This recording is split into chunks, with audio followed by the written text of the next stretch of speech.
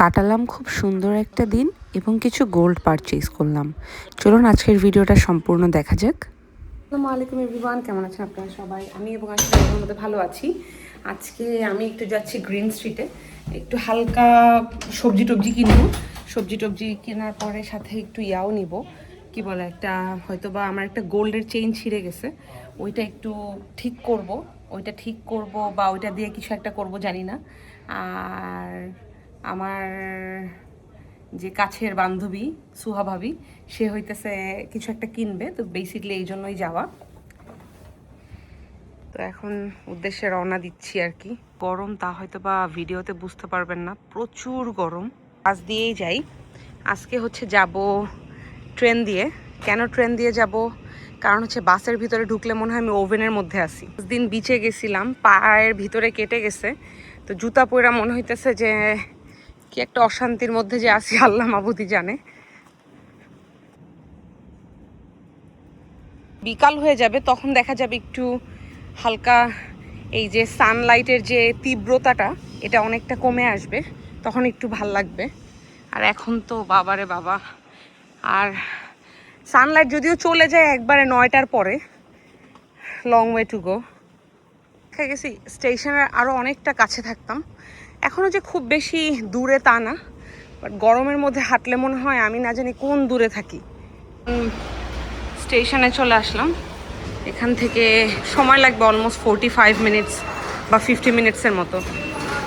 মাঝে মনে হয় নর্দার্ন লাইনটা যখনই আসে আমার মেজাজটা খারাপ হয়ে যায়।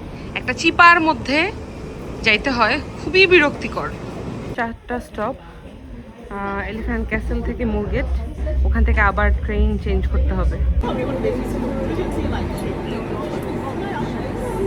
মাত্র এখন যাব হচ্ছে হ্যামারস্মিথ অ্যান্ড সিটি লাইনে।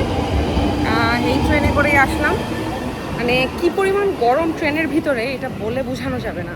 উপরে উঠতে হবে, তারপরে হচ্ছে আর একটা ট্রেন, ওইটাতে 10টা স্টপের মতো, এরপরে যাব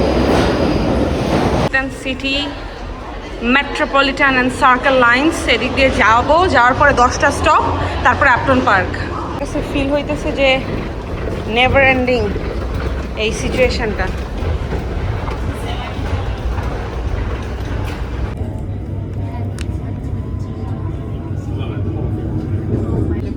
সো আপটন পার্ক চলে আসছি, এই যে এখন নামবো। বাট এখানে ফোন বেশি ইউজ না করাই ভালো, কজ ফোন ইউজ করলে কখন এই ফোন আপনার হাত থেকে চলে যাবে ইউ নেভার নো। আরও সময় লাগবে। সো এখন আমি একটু হয়তো বা এই যে নিশাস ক্যাফেসে বসবো, বসে একটা কিছু খাবো, জাস্ট সময়টা অপচয় করা আর কি। ওয়েটিং ওয়েটিং ওয়েটিং, মানে আমি ঘাইমা পাগল হয়ে যেতেছি পুরা। তো আসতে একটু ডিলে হচ্ছে, তো ভাবলাম যে আইসল্যান্ডে কিছু শপিং আছে ওইটা করে ফেলি।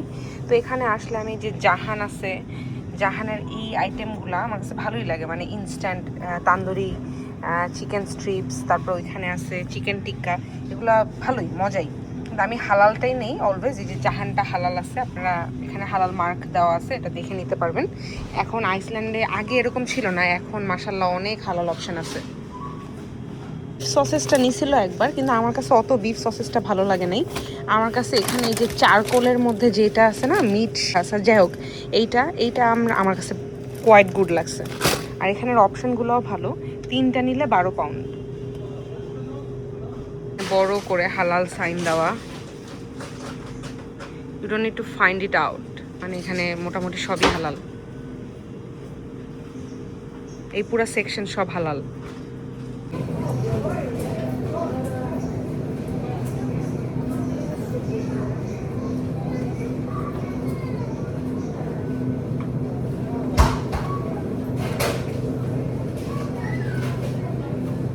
সল্টেড নাটসগুলো আমার খুব ভালো লাগে। আমি পিস্তাশিওটা লাইক করি, আশিক হচ্ছে পিনাটস, আর ও সব রকমের নাটসই খায়। আমি হচ্ছে পিস্তাশিওটা একটু বেশি পছন্দ করি, আর অ্যালমন্ডসটা। অন্যান্যগুলো আমি অত একটা বেশি পছন্দ করি না, তো এগুলো দেখা গেছে এক একটা 1 পাউন্ড করে। It's okay. আসলে আমি আর একটা যে জিনিস মাস্ট নেই, সেটা হচ্ছে এই যে বুলডাকের প্যাকেটটা, এটা 6 পাউন্ড এখানে। এই গ্রিন সিটি অন্যান্য জায়গা থেকে নিলে দেখা গেছে আরও অনেক বেশি পড়বে, সো এই জিনিসটা আমি মাস্ট নেই। আর একটা জুস নেই, ম্যাঙ্গো জুসটা আমি আজকে এখানে খুঁজে পাইতেছি না। দেখা যায় আইসল্যান্ডের বিভিন্ন এক একটা শপে এক একটা ব্রাঞ্চে এক একটা জিনিস থাকে বা আর একটাতে থাকে না। সো মনে হয় এটাতে ওই ম্যাঙ্গো জুসটা নাই, as far as I gas. Yes, নাই। তো খেলাধুলা চলতেছে। আশিক রাতে মাঝে মাঝে কিছু খেতে চায়, তো ভাবলাম একটা পপকর্ন নিয়ে নেই, সল্টি আর একটা সুইট। আমার কাছে না সুইট পপকর্ন এই কনসেপ্টটাই আগে ভালো লাগতো না, বাট ট্রাস্ট মি জিনিসটা খুবই মজা। একবার মুভি দেখতে গিয়ে এই সুইট পপকর্নটা খাইছিলাম, খাওয়ার পর থেকে আমি ফ্যান হয়ে গেছি লিটারেলি। আসলেই অনেক মজা। মনে হয় সময়ের সাথে সাথে টেস্ট বাড অনেক চেঞ্জ হয়। আমি যখন ইউকেতে বাংলাদেশে ছিলাম, আমার কাছে সেজানের এই জুসটা সবসময় পছন্দ ছিল। আগে আমি জানতাম এটা বাংলাদেশি ব্র্যান্ড। লেটার অন আমি যখন ফেসবুকে একটা পোস্ট করি, আমাকে কয়েকজন বলছে এটা Pakistani. Then I search for it and আমি দেখলাম আসলে এটা পাকিস্তানি ব্র্যান্ড, আমি জানতামই না। আর দেখা যায় যে রুবিকন এটা অনেকে পছন্দ করে। আমি প্রচুর পরিমাণে খাইতাম হচ্ছে এই যে মগু মগু, এটা প্রচুর খাইতাম, মানে এভরিডে। এখন আর এটা ভাল লাগে না, মানে মনে হয় বয়সের সাথে সাথে সময়ের সাথে সাথে মানে খাবারের টেস্ট বার একটু চেঞ্জ হয়। ও তারপর হচ্ছে আপনাদের আরেকটা কথা বলি, এই যে ম্যাগি হট অ্যান্ড সুইট, এটা আমরা আমাদের একটা ইন্ডিয়ান ফ্রেন্ডের বাসায় গিয়ে খাইছিলাম। খাওয়ার পর থেকে এটা আমরা এখন প্রায় খাই। ধরেন একটু সমুচা বা একটু থাকে না একটু পাকোড়া, এগুলোর সাথে ভালো যায়, খুবই মজা। আর আপনারা আমাকে কমেন্ট সেকশনে জানাবেন আপনারা কি ব্ল্যাক বুলডগটা লাইক করেন, অন্যান্য ফ্লেভার নাকি পিঙ্কটা। আমি এগুলো আগে খেতে পারতাম না। আমার বোন যখন থেকে আমাকে মানে এই নুডলসটা বানানো শিখাইছে, ট্রাস্ট মি, এই রামেনটা, এরপর থেকে আমার কাছে এই রামেনটা ছাড়া অন্য কোনো কিছুই ভালো লাগে না। সো অলমোস্ট শেষের পথে, তো একটা নিয়ে যাব কজ অনেকগুলো আছে, কিন্তু কোন ব্যাগে আছে এটা আমাদের ঠিক জানা নাই। এখন দেখা যায় যে নাইলে পরে বাসার পাশের থেকে একটু বেশি টাকা দিয়ে কেনা লাগবে, এখানে জাস্ট 1 পাউন্ড করে। ফার্স্টে আপনাদের ইউকের গোল্ড মার্কেটটা নিয়ে একটু ক্লিয়ার করে দেই। সেটা হচ্ছে ইউকেতে 10 গ্রাম, মানে এখানে ভরি এত আনা এভাবে বলে না, গ্রামে হিসাব হয়। এটা আমি বিলিভ করি অন্যান্য কান্ট্রিতেও সেমই। তো সেক্ষেত্রে দেখা যায় যে যেই প্রাইসটা হয় ওইটার উপর 20% ভ্যাট, তার উপরে আবার 20%, 25%, 15, 10% ডিপেন্ডিং অন দ্য ডিজাইন, ওইটার উপরে অতটুকু মেকিং চার্জ অ্যাড হয়। সো হিসাবে অনেক প্রাইস পড়ে। বাট এই গোল্ডগুলো মেশিন মেড, একটা আপু বললো, সো মেবি এটা মেশিন মেড এবং এটা খুবই ভালো কোয়ালিটির গোল্ড।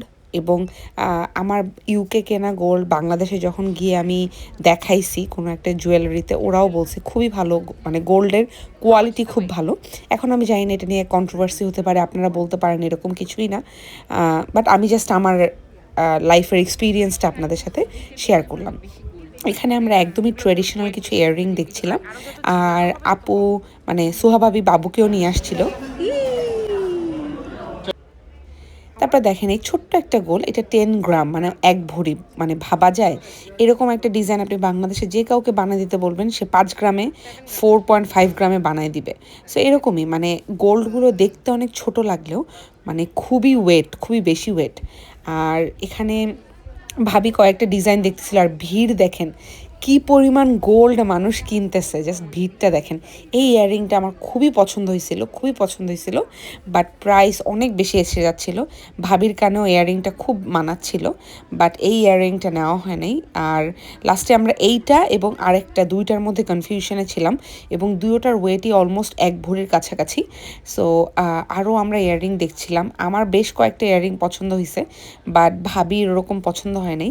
ইউকেতে একটা জিনিস আমার এত রাগ লাগে, বাংলাদেশে যেমন পৃথিবী ঝুমকা পাওয়া যায় না, অনেক সুন্দর লেয়ার লেয়ার লেয়ার, ওরকম পৃথিবী ঝুমকা না এখানে নাই। মনে করেন এই ঝুমকাটারই যে ওয়েট, সেটা দিয়ে আমি একটা বাংলাদেশে ছোটোখাটো পৃথিবী ঝুমকা পেয়ে যাব, কিন্তু এখানে পাওয়া যাবে না। সো এটা একটু ফ্রাস্ট্রেটিং একটা পার্ট, বাট ইটস ওকে, মানে আসলে আর কি বলবো। আর এখানে আমরা পেন্ডেন্ট পছন্দ করতেছিলাম, পেন্ডেন্টের ভিতরে ভাবির একটা পছন্দ হইতেছিল, আমার একটা পছন্দ হইতেছিল। পরে দেখলাম একই রকমের 2টা পেন্ডেন্ট আছে, তো আমরা ডিসিশন নিলাম দুইজনই একই রকমের পেন্ডেন্ট নিব। আর ইয়াররিংসের মধ্যে নেওয়া হয়েছে এটা বেসিক্যালি একটা ট্রেডিশনাল, একদমই ট্রেডিশনাল একটা শাড়ির সাথে এই লুকটা নেয়ার জন্য এটা ভাবিরই ছিল। তারপর আমরা একটা জায়গায় বসলাম, খাওয়া দাওয়া করলাম একটু।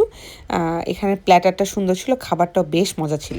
আমার এই সানফ্লাওয়ার সিডটা যে কি পরিমাণ ভালো লাগে, এটাও একটা নিয়ে নিলাম।